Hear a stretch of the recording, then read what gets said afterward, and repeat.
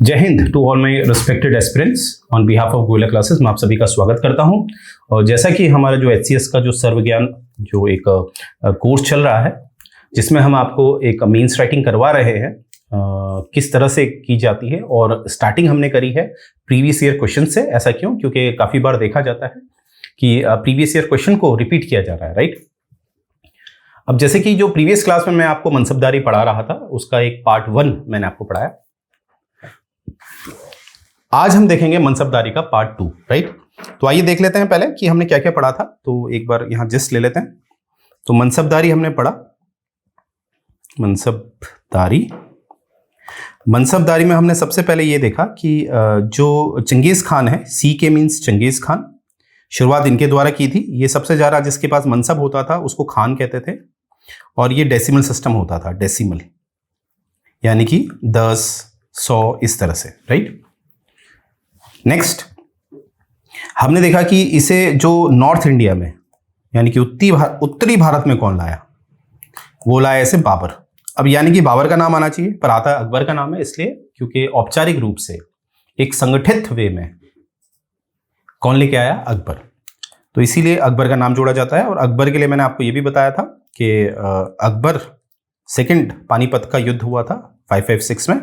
इसमें जब आप 15 साल जोड़ देते हैं तो ये हो गया 6, 5, 11, 5, 71, 1571 में जो है अकबर है वो इसको मनसबदारी को लाया था भारत में, राइट। औपचारिक वे में। अब ये भी याद रखेंगे कि अकबर का मैंने सारा आपको डिटेल दिया था, किस तरह से ये सिस्टम था, किस तरह से मनसब दिया जाता था। एक मनसब के अंदर जट होता था या जाट, और सवार होता था, और दहाविष्टि, ये याद रखेंगे, दहाविष्टि एक रूल था जिसमें एक सवार को 2 घोड़े रखने पड़ते थे। यानी कि जो मनसब है, जो मनसबदार है, उसके अंदर अगर 500 सवार हैं तो मनसबदार की जिम्मेदारी होगी कि वो 1000 घोड़े भी रखेगा। इस तरह की बातें मैंने आपको बताई थी। फिर कुछ चेंजेस मैंने आपको बताए थे कि जहांगीर ने चेंजेस करे, शाहजहां ने चेंजेस करे। शाहजहां के बारे में तो ज़्यादा बताया था मैंने, राइट। फिर मैंने ये भी देखा औरंगजेब के समय पे तो काफ़ी बढ़ गया था, क्योंकि कहीं ना कहीं अब एक जो तंत्र था जिसमें क्षेत्र दिया जाता था, टेरिटरी दी जाती थी, अब क्या दिया जा रहा है? वेतन। तो इस तरह से मैंने आपको डिटेल दी थी।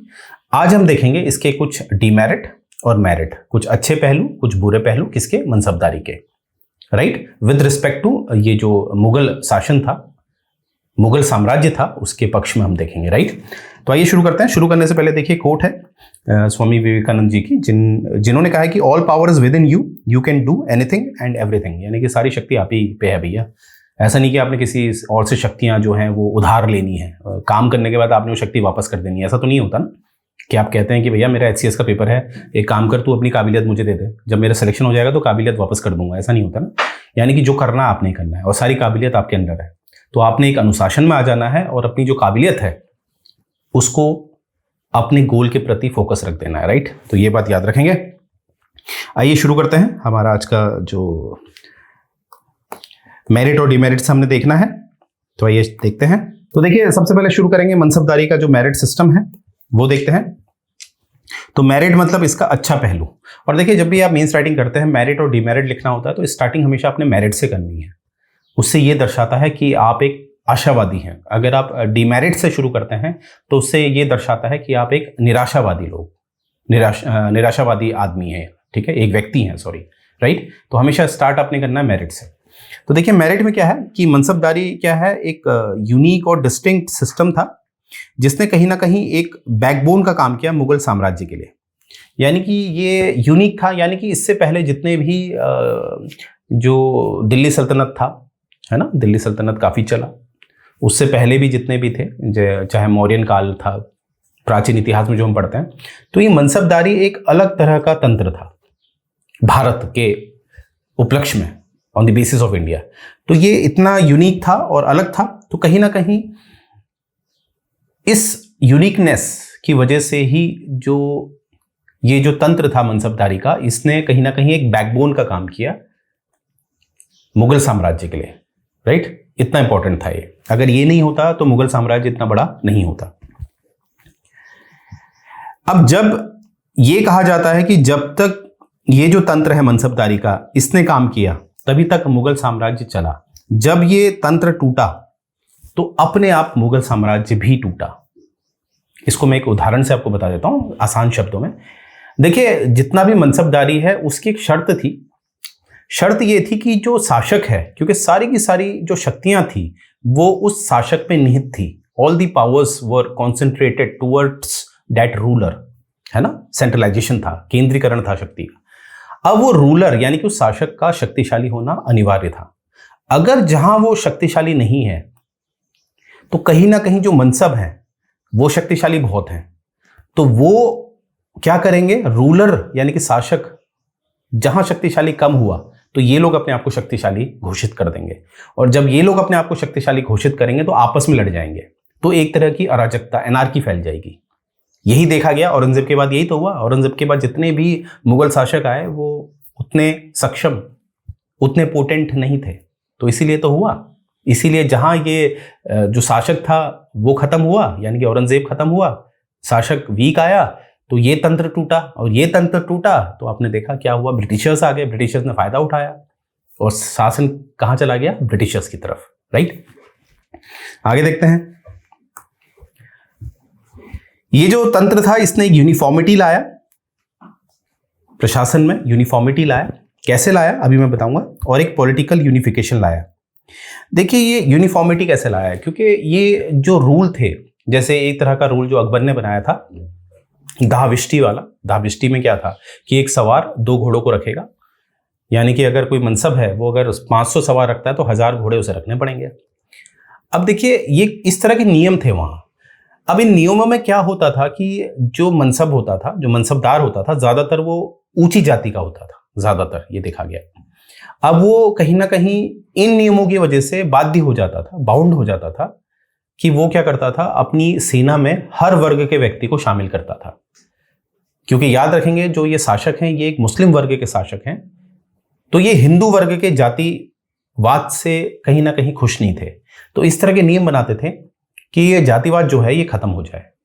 तो नियमों के आधार पे क्या होने लगा, एक जो जातिवाद जिसने समाज को विघटित किया हुआ था, डिवाइड किया हुआ था, वो इन नियमों की वजह से एक हो गया, क्योंकि सेना में हर वर्ग का व्यक्ति दिखने लगा, क्योंकि नियम थे, राइट। तो इस वजह से क्या हुआ कि जो समाज में जातिवाद था और जो फ्यूडल सामंतवाद था वो टूटा। फिलहाल हम जातिवाद को लेकर चलते हैं, जातिवाद टूटा। तो जहां जातिवाद टूटा वहां समाज एक हुआ, यूनिफॉर्मिटी आई, ठीक है। तो यही बात यहां पर बताई गई है, क्योंकि यहां पर देखिए मैंडेटरी था मनसबदार का to appoint soldiers from all caste and religion, क्योंकि ऐसे नियम थे कि जो मनसबदार है उसने क्या करना है, हर वर्ग के व्यक्ति को अपनी सेना में शामिल करना है। जब वो अगर कोई दलित वर्ग का व्यक्ति है वो सेना में शामिल हो गया है तो ऑब्वियस सी बात है जितने भी सेना में लोग हैं उनके साथ वो खाएगा पिएगा बैठेगा, राइट। तो इस वजह से क्या हुआ, यूनिफॉर्मिटी आई। आगे देखते हैं, नेक्स्ट हम देखते हैं। अब जो मनसबदारी सिस्टम था उसने लिमिट किया power of feudal and nobility classes. देखिए इसको कैसे समझेंगे, इसको हम जाएंगे दिल्ली सल्तनत में। दिल्ली सल्तनत वाले काल में अगर आप देखेंगे, जैसे मैं ले रहा हूं इल्तुतमिश को, इल्तुतमिश के समय पे थी चालीसा, यानी कि वहां पर 40 लोग ऐसे होते थे जो मंत्री होते थे और वो अपने आप को कहते थे वो धर्मगुरु हैं, और वो धर्म के आधार पर राजा को गाइड करते थे, और राजा कहीं ना कहीं उनको मानता था क्योंकि राजा के ही वर्ग के थे वो।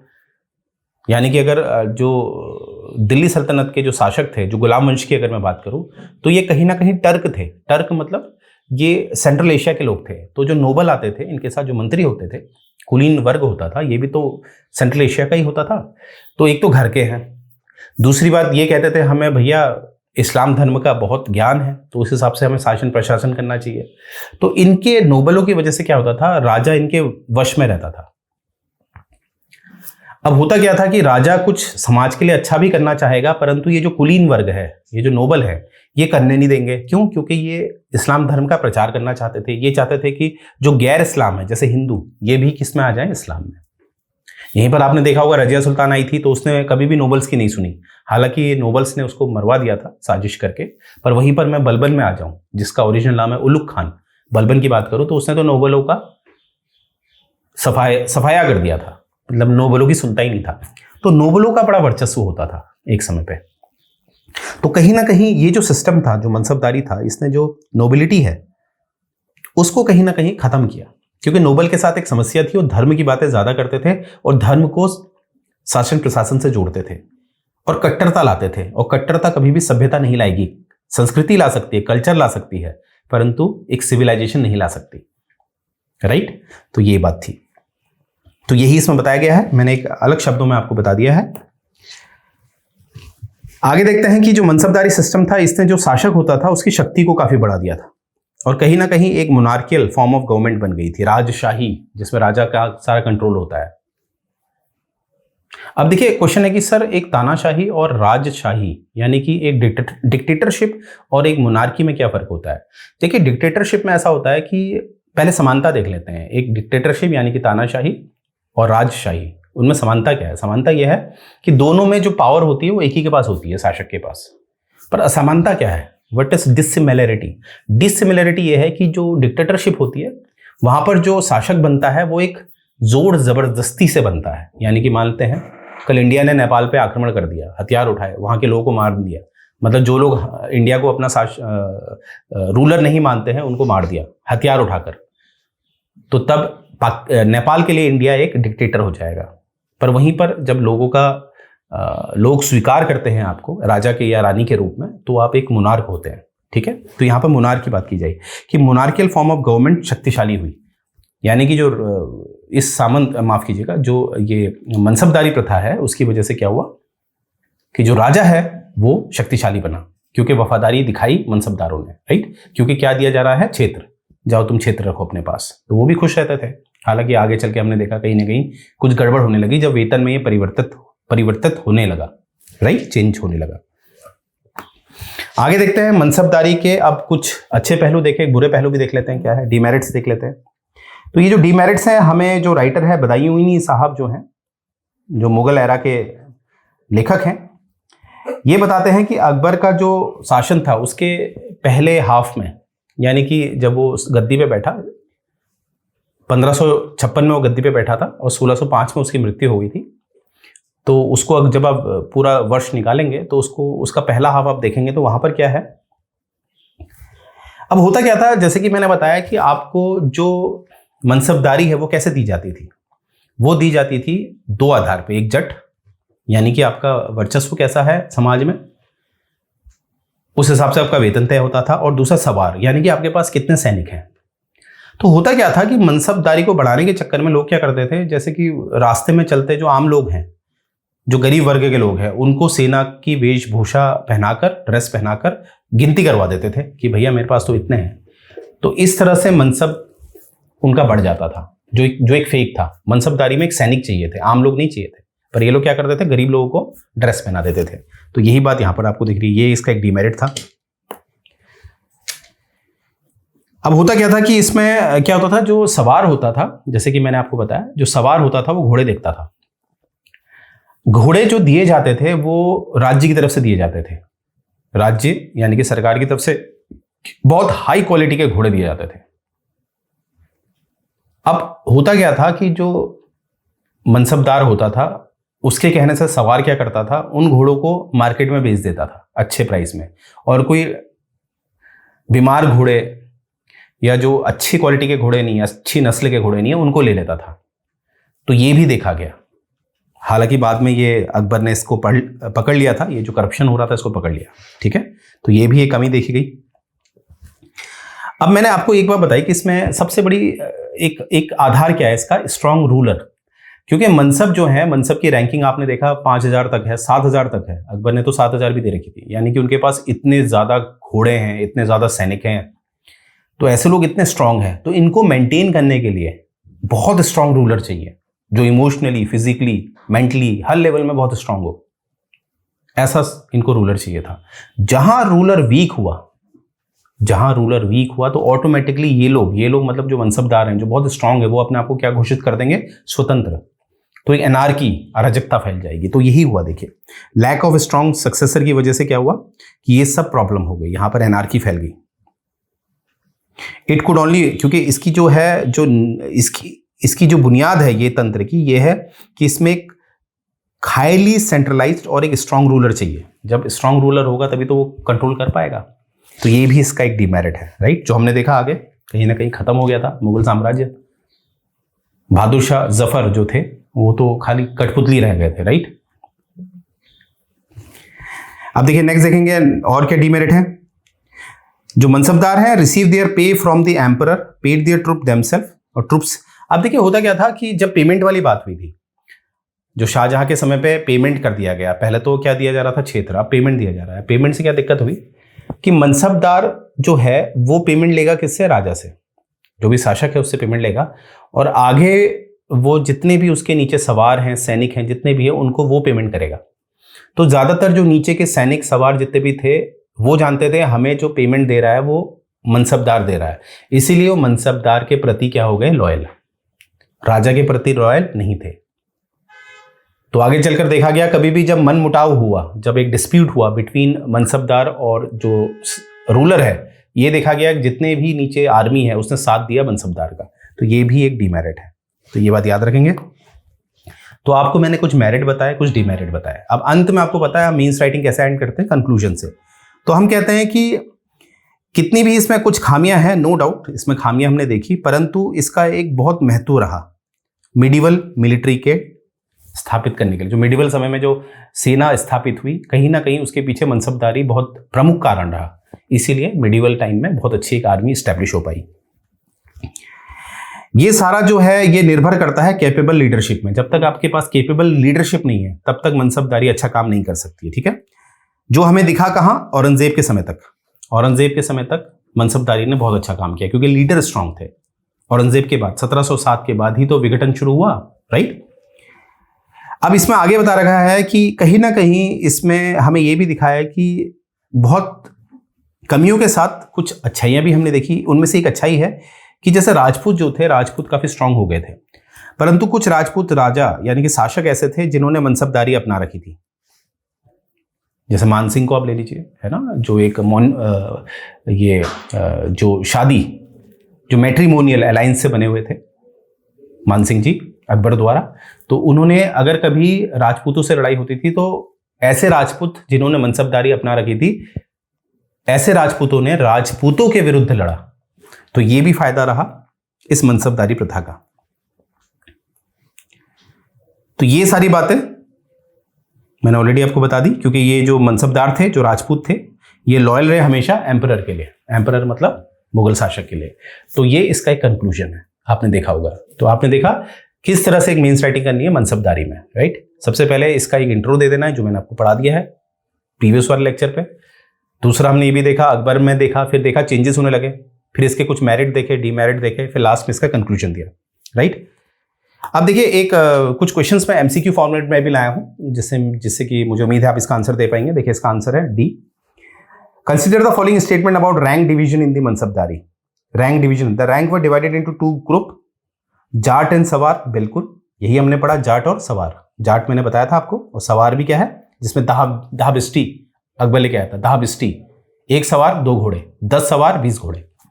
The word Jat means personal, personal है मतलब उसका वर्चस्व कैसा है हम समाज में, फिर उस हिसाब से उसको वेतन दिया जाता था। वेतन हमेशा निजी होता है, राइट। हम किसी को वेतन देते हैं, किसी और को थोड़ा दे देते हैं, उसी व्यक्ति को दे देते हैं, तो पर्सनल था।